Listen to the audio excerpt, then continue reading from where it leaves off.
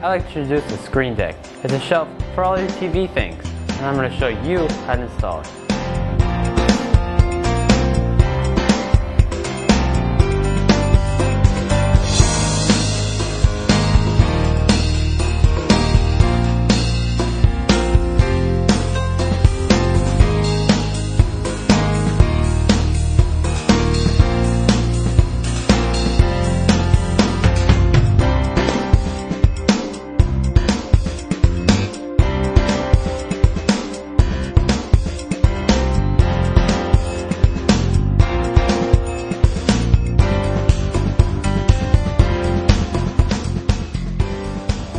Next, we will proceed to mount the ScreenDeck onto the TV using these 4 holes.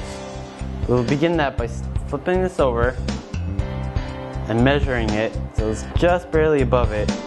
For this particular TV, it's going to be about 3 holes from the top.